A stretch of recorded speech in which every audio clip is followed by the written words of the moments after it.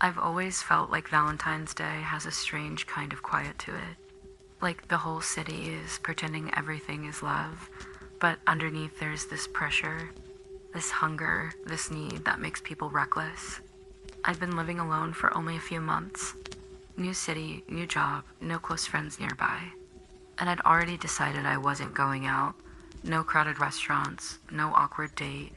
Just food at home, a film, and an early night. I'd even bought chocolate from the pharmacy so I wouldn't talk myself into ordering delivery. Around 8, my phone buzzed with a match on a dating app. Evan, ordinary photo, small smile, a profile written low enough to feel safe. And he opened with Happy Valentine's Day. Said he hated the holiday too. Said loneliness gets loud on nights like that. And he just wanted to talk to someone real. I replied because he seemed harmless. Because I was too tired to be suspicious of everything. And because I still believe danger always shows up shouting the conversation move fast. Too fast, he asked questions that sounded like interest but felt like a map. If I lived near downtown, if my neighbors were noisy, if I worked early the next day, if I slept with the TV on. I answered out of politeness without thinking. Then he introduced the idea of a gift. Said he was doing deliveries for a flower shop and had leftover bouquets. Said it would be a shame to throw them away, that he could drop one at my building's front desk. No date, no pressure, just a gesture. I told him he didn't need to. But he pushed back with this almost offended tone, like I owed him a yes. And then he started slipping in details that didn't feel normal. The doorman's name, whether the entrance was glass or metal, if there were cameras in the lobby, if the lift needed a code. He laughed and threw in emojis to make it feel cute, but it was like he was sketching my building with words. I tried changing the subject, but he kept steering it back.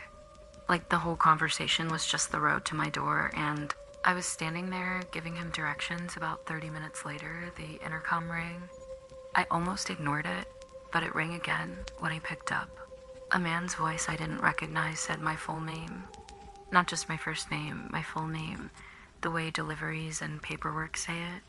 And he told me he had a package for me. I asked who it was. He repeated my name and told me to come downstairs. I said he could leave it at reception, and the voice gave this low little laugh. Then said reception wasn't answering tonight and I should come down because he was in a hurry.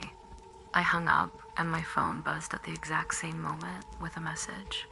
I'm here. With a heart, I blocked him. Tried to report the profile, and it was already gone like it had never existed. That scared me more than any direct threat. I checked the street from my window and saw a car parked across the road. Headlights off, engine running, the dashboard light flickering like breathing, and I felt that cold kind of certainty that isn't fear, it's a warning. And still I stood there trying to negotiate with my own instincts. I kept telling myself I was overreacting. And that's when the fear got time to settle in.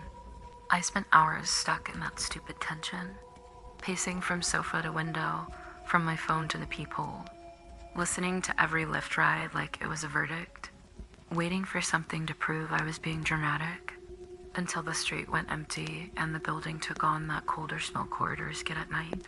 Close to midnight, I thought I needed proof, like my mind demanded something solid before it would stop shaking. I grabbed my phone, turned on the flashlight, and opened my door just a crack to look out, and there it was. A figure pressed into the shadow by the emergency stairwell, completely still like it had been part of the wall the whole time. The moment my door made the smallest sound, it moved, not running like a maniac, but coming quickly, deliberately, like it didn't need panic to control me.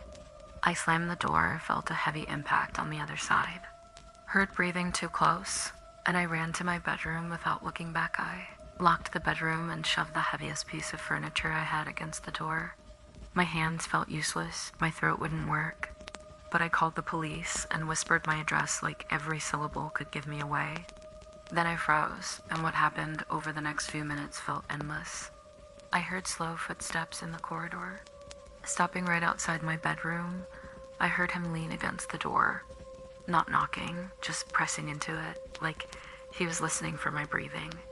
And then he spoke, so low it sounded like a confession. He said I had an extra lock on the bedroom door, and there was surprise in his voice, like I'd ruined an expectation. Then he laughed softly and said it didn't matter because he had patience. He said most people open the door when the police knock, and he only had to wait for the right moment. My heart was pounding so loudly I was sure he could hear it, and I felt like an animal trapped in a place that was supposed to be home. The dispatcher kept asking me questions, telling me to respond, but I couldn't. All I could hear was his breathing on the other side, and then suddenly silence. His steps moving away, then a dragging sound, like a chair scraping over the floor. And the panic turned into something sharper because I pictured him blocking my exit, trapping me in there. Seconds later, I heard heavy knocks at my apartment door. Police. And relief hit me for 1 second until I heard his voice speaking to them first, calm, organized, like he belonged there. He told them I was his girlfriend, that I had psychological issues, that I had episodes where I imagined threats. He said it with a practiced softness, almost concerned, and I went completely numb, trying to understand if he was disturbed enough to talk his way through this. Afraid my silence would become proof, afraid opening the door would put his face right in front of mine. Then a police officer knocked on my bedroom door and asked me to say my name out loud and confirm. I was okay. The officer insisted on speaking to me directly, and I heard the man say she won't answer because she's having an episode. I take care of her, and something inside me flipped. It wasn't movie bravery, it was survival. I unlocked my bedroom door and opened it just enough for them to see me. And I said it clearly, I don't know this man. He followed me, he tried to corner me. I explained the app, the questions, the shadow by the emergency stairs. Him pressed against my door, like he was hunting me by sound. They told him to step back, ask for ID, cuffed him. And I ended up at the station too to file a report under harsh white lights with my hands still shaking.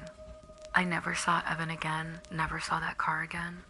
But I also never treated pushy kindness like it was harmless after that night. So tell me in the comments, without personal details, what place makes you feel safest and why. I want to understand what your version of peace looks like.